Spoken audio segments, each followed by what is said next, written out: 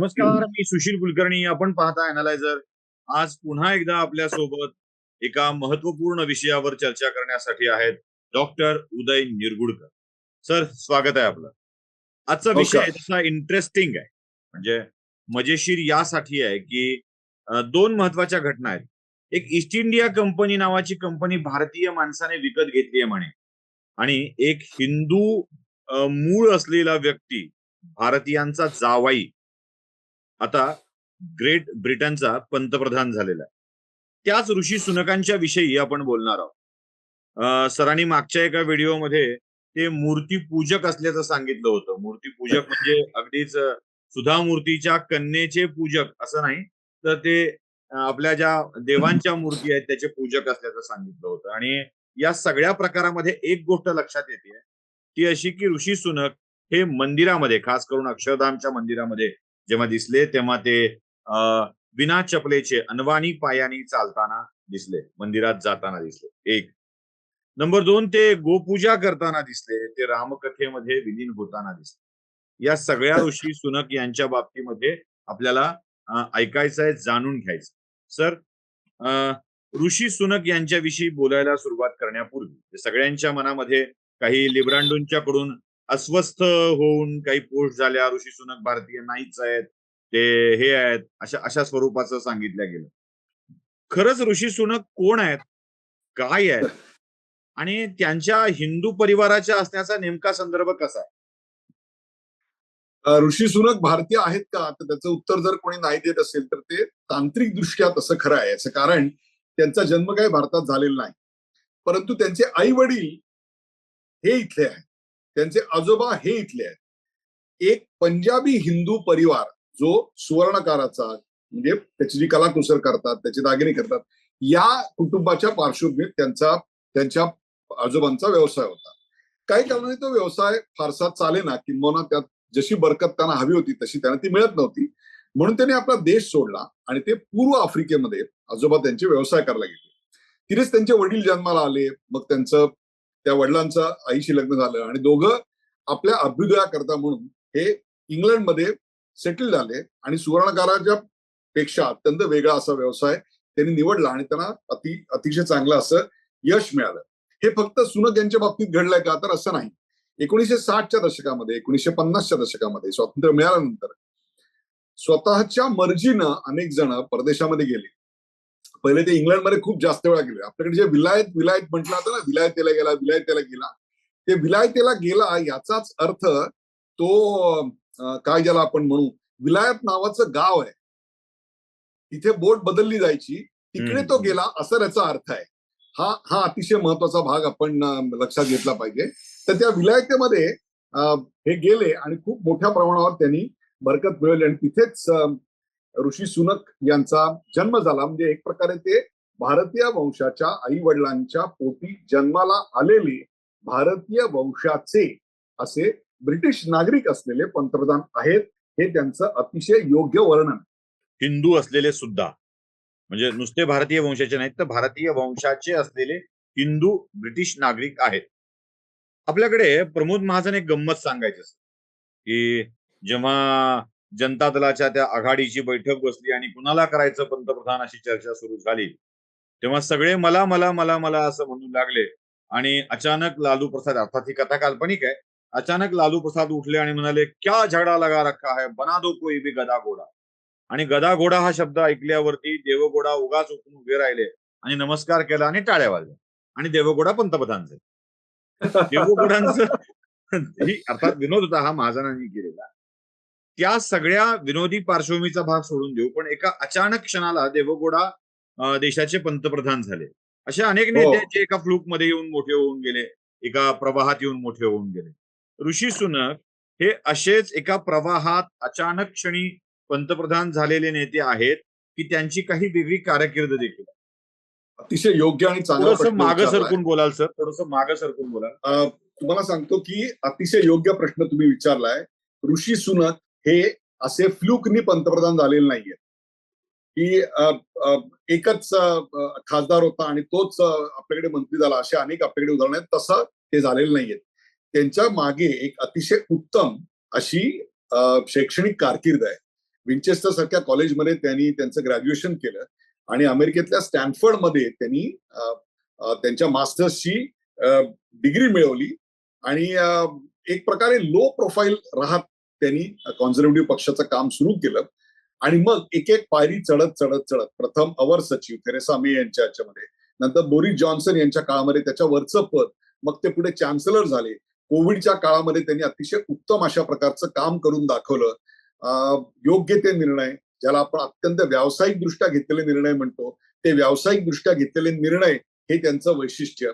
त्यामुळे ब्रिटिशांच्या पठडीमध्ये बसलेला हा एक अशा प्रकारचा प्रोफेशनल वेल एज्युकेटेड असा हा नेता आहे की ज्यांनी आपली पोझिशन, ज्याला इंग्रजीमध्ये फार चांगला शब्द आहे की he has earned his position. म्हणजे कोणाचा मामा, कोणाचा भाऊ, कोणाचा पुतण्या, कोणाचा मुलगा म्हणून त्यांना ते मिळालं नाही, कुठल्या खानदानात जन्माला आला म्हणून त्याला मिळालेलं नाही. किंबहुना ज्या हिंदू परिवारात ते जन्माले तो हिंदू समाज इंग्लंडमध्ये फक्त 1.7% म्हणजे लेस दॅन 2% आहे. त्यामुळे ही अतिशय खूप कठीण अशा परीक्षांना, अशा अनेक प्रश्नांना तोंड देत केवळ आपल्या बुद्धिमत्ता आणि त्याहीपेक्षा सुद्धा आपलं सातत्य या आधारावरच हा माणूस तिथे पोहोचलेला आहे. हे त्यांचं कारकिर्दीचं वैशिष्ट्य म्हणावं लागेल. आपल्याकडे ते दूध का दही, दही का मक्खन, मक्खन का छास, मक्खन से छास याचं म्हणतो तसं जवारची पोरगी, पोरीचं पोरग, पोरीची सून, हे अशा स्वरूपात सगळे एका पाठोपाठ एक बनत आले. त्यात स्वतःच्या कारकिर्दीवर स्वतः अर्न केलेलं पद हे खूप महत्वाचं आहे. पुढच्या प्रश्न विचारण्याआधी सर मला तुम्हाला 2 छोटी छोटी व्हिडिओ दाखवायचे. एक व्हिडिओ आहे गोकुळ अष्टमीच्या कार्यक्रमातल्या उत्साहाचा आणि दुसरा व्हिडिओ आहे या देशातल्या एका राज्याच्या मुख्यमंत्र्यांनी देवपूजा केल्याची. दोन्ही व्हिडिओ बघून घ्या, मग मी पुढच्या प्रश्नामध्ये.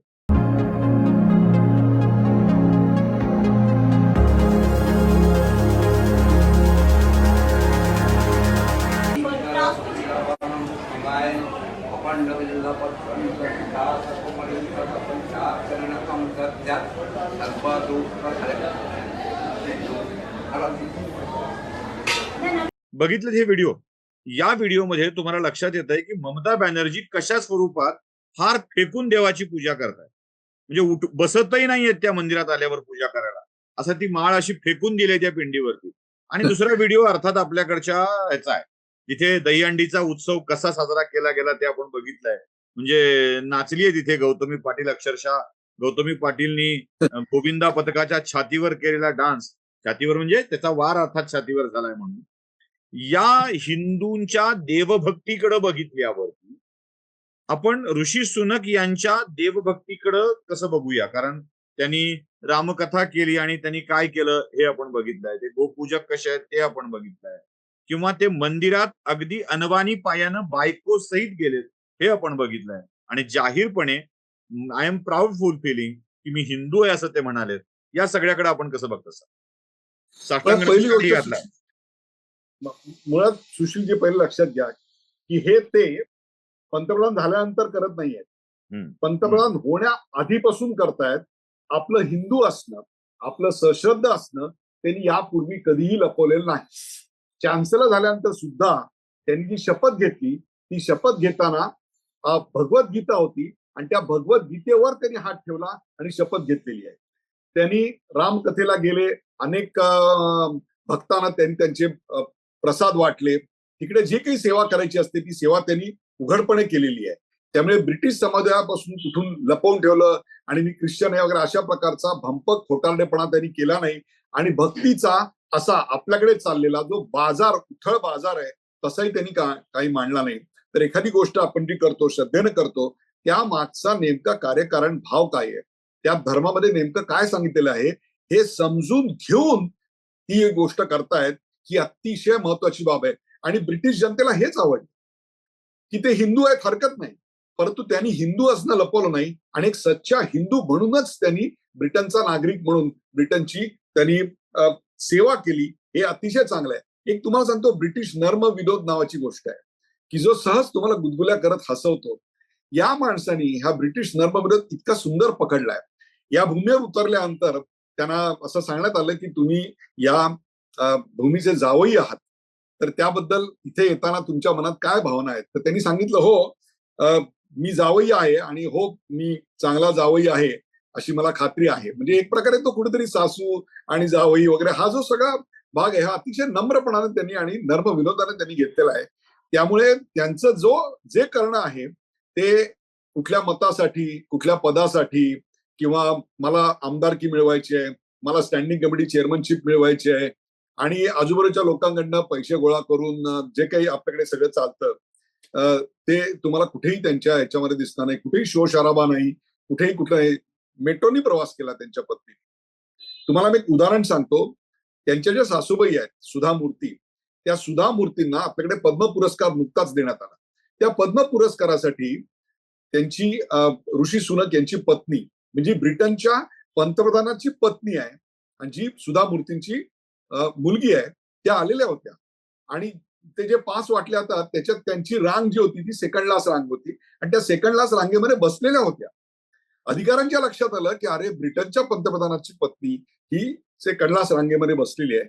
जयशंकर स्वतः गेले आणि त्यांनी खून केले आणि त्यांना बोलावून घेतलं. त्या यायला तयार नव्हत्या. शी वॉज कम्फर्टेबल त्या. पण मग त्यांना सन्मानाने पुढे बोलवण्यात आलं.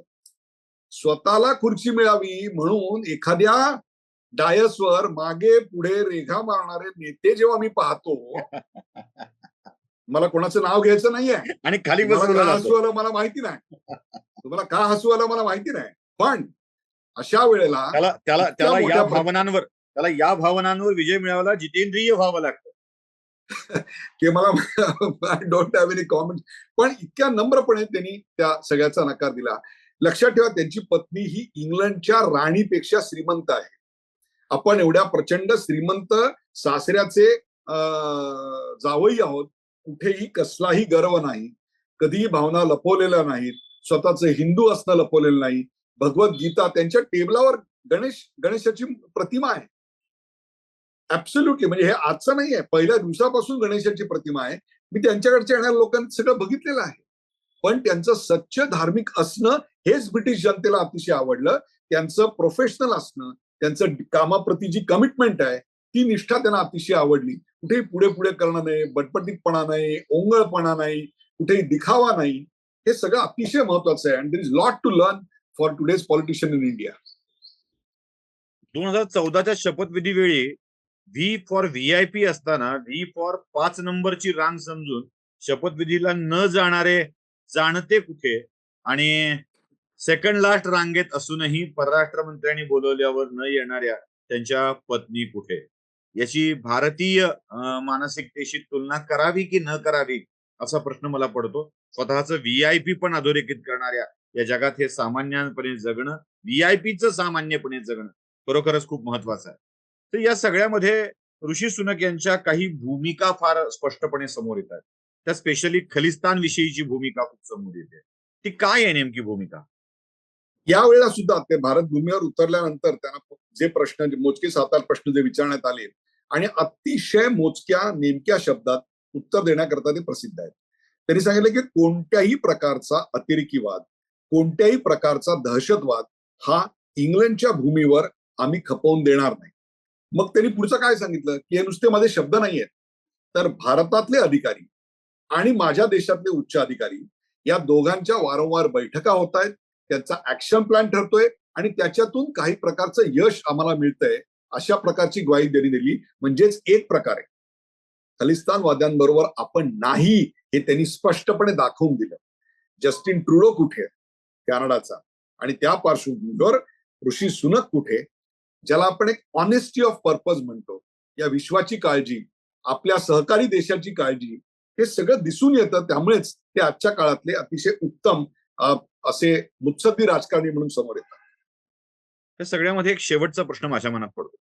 एवढं सगळं होत असताना आपला जावाई, ज्यामा तो दशमो ग्रह म्हणजे 10वा ग्रह म्हणतात जावयाला, आणि हा 10वा ग्रह आता ब्रिटनच्या पंतप्रधान पदावर बसलेला आहे. अशा वेळी ब्रिटन आणि भारत या संबंधामध्ये याचं काय महत्व आहे, काय फरक पडेल? कारण आपण अशा आहोत ना की कुठे आपल्याला काय मिळेल ते बघतोच. त्यामुळे या सगळ्या संबंधावर काय फरक पडेल, भारतासाठी हे काय महत्व ठरेल? अतिशय योग्य हा शेवटचा प्रश्न सर्वात कळीचा मुद्दा आहे. की नुसतीच बोलाचा कळी आणि बोलाचा भात असं नाहीये. तर आत्ता काय कशावर काम चालू आहे गेले अनेक वर्ष सुशीलजी, तर free trade agreement between the two nations ही आत्ताची खरी काळाची गरज आहे. आणि त्याच्याकरता म्हणून अतिशय मायन्यूटली प्रयत्न कोण जर करत असतील तर ते पंतप्रधान मोदी आणि या बाजूला ऋषी सुनक त्यांचं जे ऑफिस आहे, दोघांचं पीएमओ ऑफिस आहे, ते याच्यावर अतिशय क्लोज मॉनिटरिंग करत आहे. आणि मला खात्री आहे त्यांनी यावेळी ते सांगितलेलं आहे की it will be my pleasure to see the free trade agreement between the two nations. लक्षात घ्या, ब्रिटिश जनतेचा असा पाठिंबा मिळणं ते सुद्धा आपलं हिंदू असणं मिरवणाऱ्या माणसाला हे इतकं सोपं नाहीये. तुम्हाला कारण सांगतो, प्रेक्षकांना माहित नसेल, चर्च ऑफ इंग्लंडच्या प्रमुखाची नियुक्ती करण्याकरता इंग्लंडच्या राजाला, आता राजा आहे किंग चार्ल्स द थर्ड, त्याच्या आधी राणी होती, यांना कोणाशी कन्सल्ट करावं लागतं आणि एक प्रकारे सहमती करावी लागते, तर ती ब्रिटनच्या पंतप्रधानाची असते. आणि ते ब्रिटनचे पंतप्रधान आता हिंदू आहेत. आणि हिंदू पंतप्रधान आता इंग्लंडच्या चर्चच्या, म्हणजे जे सर्वोच्च पीठ आहे धर्माचं, त्या सर्वोच्च पीठाचा मठाधिपती निवडतो आणि त्याच्यात त्याचा हस्तक्षेप असतो. आणि याबद्दल विरोधाचे सूर उमटले तरी त्याला ज्वालाग्रहाचं स्वरूप येत नाही. मला सांगा, यापेक्षा चांगलं व्यक्तिमत्व आणखीन काय असलं पाहिजे. त्यामुळे फ्री ट्रेड अग्रीमेंट ही आमची सुद्धा तेवढी गरज आहे हे स्पष्टपणे सांगणं हे हे अतिशय मला असं वाटतं महत्वाचं आहे. युक्रेनवर त्यांना प्रश्न विचारला गेला की भारताने जी भूमिका घेतली ती इतर युरोपियन राष्ट्रांपेक्षा वेगळी होती. तेव्हा त्यांनी नम्रपणे सांगितलं, मी इथे भारताला सल्ला युद्धाबद्दल काय भूमिका घ्यावी हा द्यायला आलेलो नाहीये. प्रत्येकाने आपापली शक्तीस्थानं, बलस्थानं, आपले धोके आणि आपल्या समोरच्या संधी हे बघूनच भूमिका मांडलेल्या आहेत. म्हणजे एक प्रकारे या विषयावरचं त्यांनी मत व्यक्त केलं नाही. ही जी डिप्लोमसी आहे, ही चतुराई आहे, ही फार महत्वाची आहे. आणि ती एका हिंदू व्यक्तीकडनं होते. मी त्यांचे फोटो बघत होतो, तुम्हाला आश्चर्य वाटेल, तुमच्या आमच्या हातावर जशी ही राखी आहे ना, तशी राखी त्यांच्या हातावर होती. आणि त्यांनी स्पष्टपणे सांगितलं की मी माझ्या बहिणीकडनं राखी बांधून घेतली आणि आमच्या घरी फार मोठा सोहळा झाला, परंतु जन्माष्टमीच्या सोहळ्यात मला या कार्यबाहुल्यामुळे सहभागी होता आलं नाही, म्हणून मी अक्षरधामला जाऊन कृष्णाची आरती केली आणि नतमस्तक झालो आणि तिकडे साष्टांग प्रणिपात केला. मला हे तुम्हाला अशा करता सांगायचंय की ज्या सनातन धर्माचा नाश व्हावा, जो सनातन धर्म म्हणजे डेंग्यू, मलेरिया आणि HIV अशी घोषणा आपल्याकडे केली गेलेली आहे, अशा वल्गना करून समाजाला विभाजित करायचा प्रयत्न दक्षिणेतल्या एका राज्यात तमिळनाडूमध्ये झालेला आहे. त्या पार्श्वभूमीवर त्या सनातन धर्माची जी मुळं आहेत ती परदेशस्थ भारतीयांनी किती खोलवर रुजवलेली आहेत आणि ते संस्कार माणसाला काय धुरंधर बनवतात हे लक्षात येतं. म्हणूनच ही माणसं केवळ आपल्या राज्यातल्या एका टर्म पुरती बरेच राहतात आणि अशी माणसं ही धुरंधर राजकारणी म्हणून समोर येतात. हा फरक आता या दृष्टीने आपल्या समोर येतो.